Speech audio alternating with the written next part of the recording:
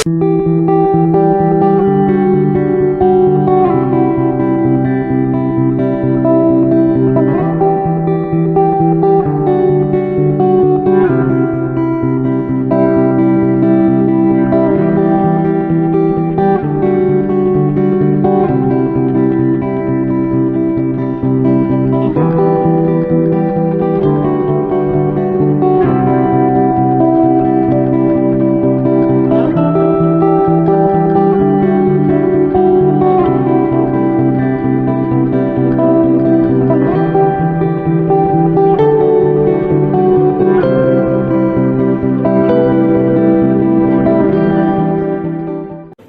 day everyone, I'm here introducing to you one of the great books of the world, the Divine Comedy. An epic poem written by Dante in the early 14th century describing the author's journey through the afterlife.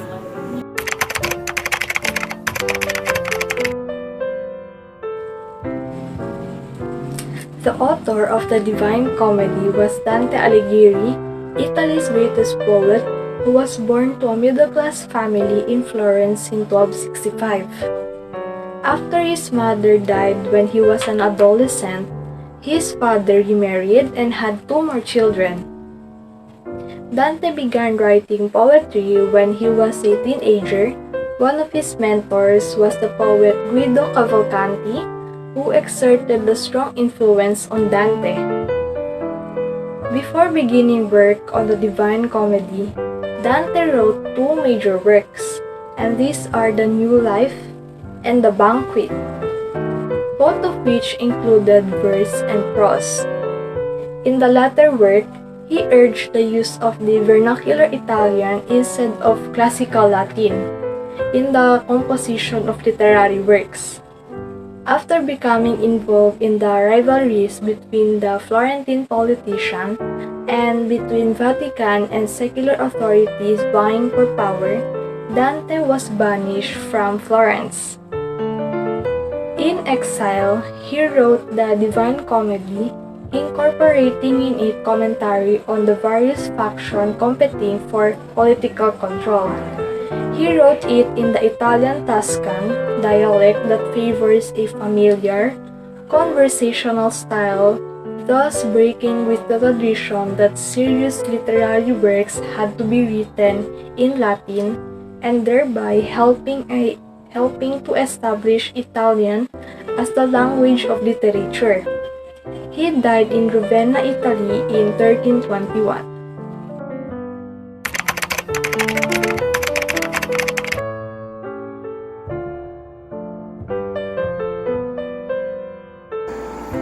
The summary of the Inferno. In the beginning, Dante finds himself in the shadow forest, lost with no clue. And out of nowhere, Virgil appears. Virgil will be the companion of Dante and his guide on his journey from hell into the last and final stage of purgatory. The journey of Dante is about saving his soul from hell until the paradise, and this will grant him salvation. The hell can be found in the middle of the earth and shaped like an upside-down core wherein it is divided into 9 stages or 9 circles of hell. On his journey in the Inferno, he met many people. Many people he knew, enemy, guardian, mentor, and some historical figures. As their journey began, they passed through the gate of hell and got to a great river called the River of Acheron, where many souls are waiting for the ferryman of death, Charon. Charon is the one who helps them across to other side of the river with the first circle of hell, the Limbo. As the journey continue until they reach the second circle of hell, the last, where they meet Minos, the beast who decided to examine the dead souls and give them sentence and be sent to a circle where they are to be punished. The second circle of hell is intended for those with strong sexual desire or lust. They pass through the beast Minos and enter the third circle of hell, the Gluttony, where they encounter the sins that are great or have an excessive eating, and they are guarded by the 3-headed Cerberus. When they reach the fourth circle of hell, also known as the Great, where they meet Pluto, the one who is assigned to watch those sinners in that circle. And those sinners are divided into two groups, the hoarder and the spendthrift. Their punishment was to push a heavy weight on the both sides of the hill, and they would meet in the middle to argue, scream, and just to knock each other over again in the bottom. As they continued their journey, they reached the river of Styx and the fifth circle of hell, or the Rat, where Dante meets his political rival Felipe Argentini. Plagas is the boatman who helps Dante and Virgil across the river. As they cross the river, they reach the lower hell, where they stop by and entering the city of Dis by the fallen angels. The city of Dis contains the circle of hell 6 to 9.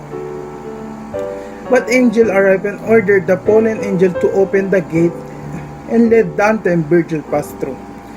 In the sixth circle of hell, the heresy, where Dante again meets his political rivals. In this circle, sinners are punished and locked in burning tombs, as they don't believe in Christianity. As their journey continues, they reach the circle 7 of hell, or the circle of violence.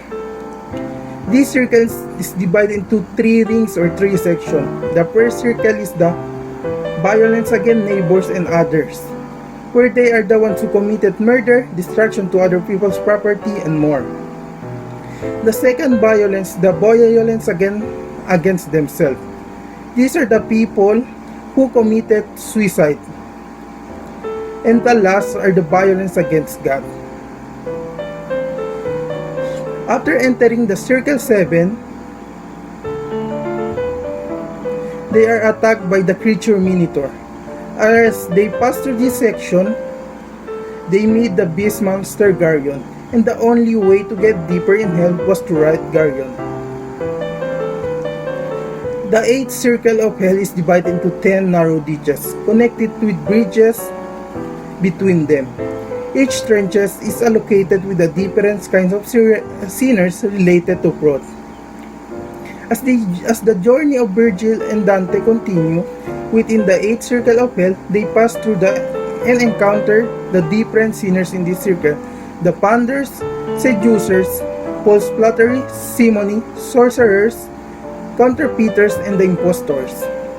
The last circle of hell, the treachery or betrayal. The final circle of hell is made up of frozen lake. Each sinner is submerged in it, and it depends on the sins they made.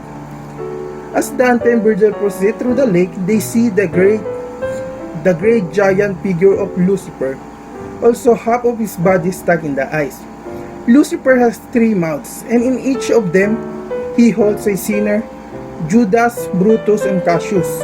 And in order for them to get out of hell, Virgil told Dante they need to climb into Lucifer's body. As they crawl into Lucifer's body, they eventually climb up to the hell and finally onto the island of Purgatory.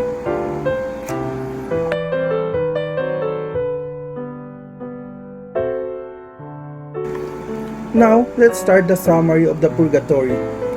After their long, devastating journey in hell, they finally reach the island of Purgatory, where their journey will continue. The Purgatory is also divided into different stages or levels. This level corresponds to the 7 deadly sins: pride, envy, wrath, covetousness, gluttony, and lust. And beyond the last stage or level of Purgatory is already the Paraiso, or the heaven. As Virgil and Dante stand the mountain base, or it is called the Antipurgatory, and thinking how they can climb the hill. As the night goes by, Dante needs to rest and sleep. As he wakes up, he is shook at the place he is in. Virgil explains why and who got him there. Virgil tells him that Saint Lucia or Lucille helped him and carried him straight to the gates of Purgatory. To enter the Purgatory, Saint Lucy carved or put 7 pieces on Dante's forehead. This piece represents the 7 deadly sins and will be banished in his forehead as he surpasses the different terraces of the sins. Also in each terrace, the feeling that they are gonna feel will be much lighter and much easier, as in each terrace, the sins of Dante will be banished or washed out. The first terrace, also known as the terrace of pride, is where they meet the sinners and are also being punished by carrying a heavy weighted stone. And these souls are the ones who guided them to the next terrace, where they see an angel who leads them directly to the next terrace and wipe one P in Dante's forehead. As they got in the terrace 2 of envy, it is allocated to the penitentiary who committed envy in their life and are being punished by being blind. As their journey continues on the second terrace, they meet again another angel, waiting for them to guide and wipe one sin of Dante. When they reach the third terrace, the rat, they ask for help from his soul because they can see each other because of the black smoke. The souls guided them until the black smoke started to disappear and the soul left as they come to the next terrace.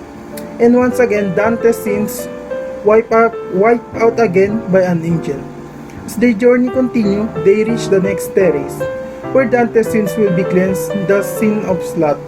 On the next terrace, souls are punished for the sins greediness and avariciousness. On this terrace, they receive punishment wherein they are tied by their feet and arms, face down on the ground. As they go on, they meet again another angel who guided them and removed another sin of Dante. As they continue in terrace 6, they are accompanied by the soul they meet in the fifth terrace. In terrace 6, this terrace is allocated for those sinners who committed gluttony and are being punished by hunger. And again, they meet another angel who guided them and removed another sin of Dante.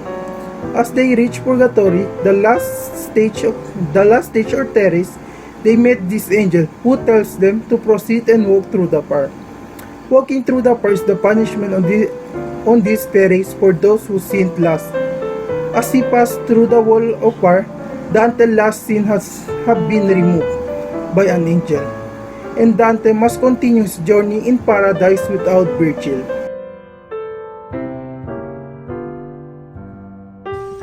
We now come on the third part of a point called Paradiso, also known as Heaven. From the Purgatory summit, Dante and his guide Beatrice begins to ascend to heaven. In the place called Paradiso, Dante travels to the 9 spheres of heaven with the guidance of his beloved Beatrice. The first sphere is the moon, where the souls of those who failed to keep their vows or promises. The second sphere is the Mercury. Dante and Beatrice meets Justinian, who tells them about the ancient Rome history. This sphere represents those who perform good deeds for the sake of fame and glory. The third sphere is the Venus, the dwelling place of lovers who earn their place in heaven through their love for God and humanity. The fourth sphere is the Sun, where Saint Thomas, along with the other souls, explained to Dante the importance of not judging hastily and being mindful of prudence. The fifth sphere is the Mars, where the souls of the warriors who sacrificed their lives for their faith and God remains. There, Dante meets Casiagida, his great-great-grandfather, who tells him about Florentine's noble past, and Dante's mission is to deliver all the knowledge he has gained on his journey to Florence and its citizens. The sixth sphere is the Jupiter. It is a place where kings demonstrate justice. A giant eagle speaks to Dante and tells him about divine justice and past rulers such as Constantine and Trajan. The seventh sphere is the Saturn, a sphere for those who dedicated their lives to prayer. Dante noticed people who climbing up and down to the golden ladder and meets Saint Peter Damian, who tells him about clergy corruption and predestination. They discuss the moral decline of the Church Institute. The eighth sphere is the fixed stars, Dante and Beatrice encounter the Virgin Mary, as well as the other biblical figures such as Adam, John, Peter, and James. They explain about how their life in heaven and Eden. The last sphere is the primum mobile. It is where holy messengers resides. Dante sees 9 orders of angels surrounding God, all appearing as bright lights and energy. Beatrice tells to Dante the tale of the making of the universe and heavenly messengers' lives. They gradually rise to Empyrean, the most elevated spot in paradise. When they arrive, Dante becomes covered in light, and it permits him to see God and the Holy Trinity. Dante realizes after his journey is over that God's love is eternal. He now fully comprehends the mystery of incarnation, and he now has a complete picture of the world.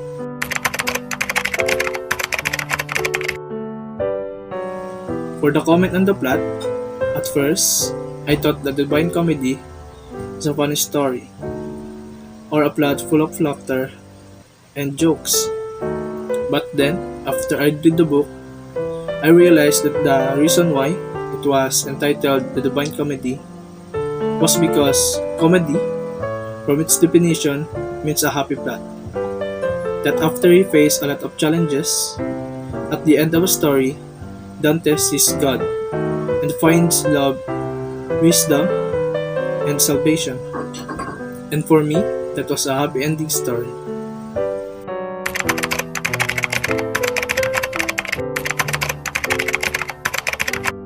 Comparison and contrast.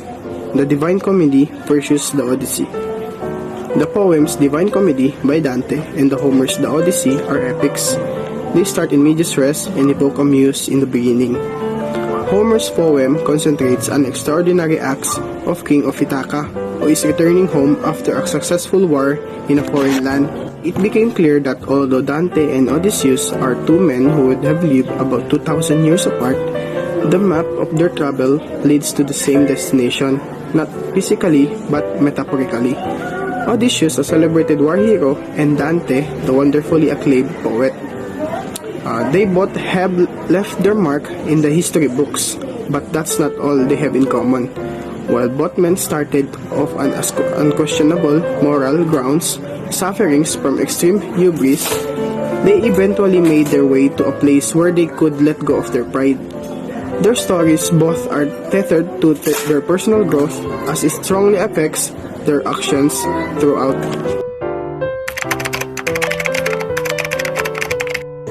Three predictions. My prediction is that I think hell is like fire, but hell is structured like an upside-down cone, with each descending circle becoming smaller and containing more depraved souls and more intense suffering. Right outside the gates of hell are those who neither accepted nor rejected God. Second, is that after the harrowing experience in hell, Dante and Virgil climb out and enter purgatory, where penitent souls endure punishment in order to fully purge themselves of sin before entering heaven.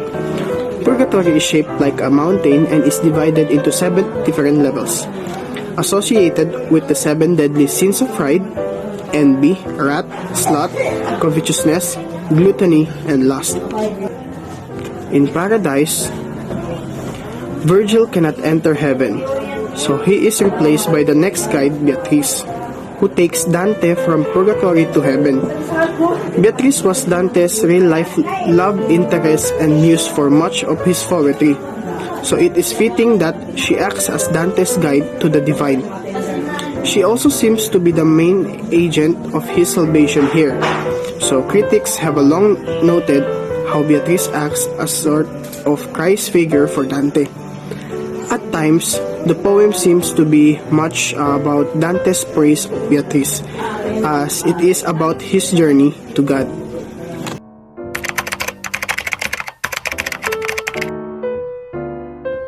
This literary work is written in Italy from 1307 to 1321. The Divine Comedy offers a snapshot of the literary, spiritual, and political culture of the time. The Divine Comedy is divided into 3 separate volumes, each containing 33 cantos or chapters. These volumes are Inferno, Purgatorio, and Paradiso. Dante is both the author and the central character of this trilogy. He travels through all of the hell, purgatory, and heaven to make his way back to God, meeting several characters from history and literature on his way. The Divine Comedy by Dante Alighieri presents a daunting journey of his soul from Inferno to Purgatory to Heaven, accompanied by Virgil and Beatrice as his guides. While in Hell, Dante encounters the horrible reprimand meted out on sinners because of their sinful lives when on earth. The Hell part is at the center of the universe and has 9 circles. While in the Purgatory, Dante encounters the souls that are ready to soar into heaven after purification through punishment. While the final part is Heaven, which is characterized with music, sweet melodies, and happiness. Heaven is stratified into 9 divisions, which are symbolic of the 9 planets. The souls and the other supernatural beings live in the presence of the holiness of God. While Beatrice is evidently the ultimate mediator of Dante's salvation, and she is a symbolic of Jesus Christ who mediates between humanity and God.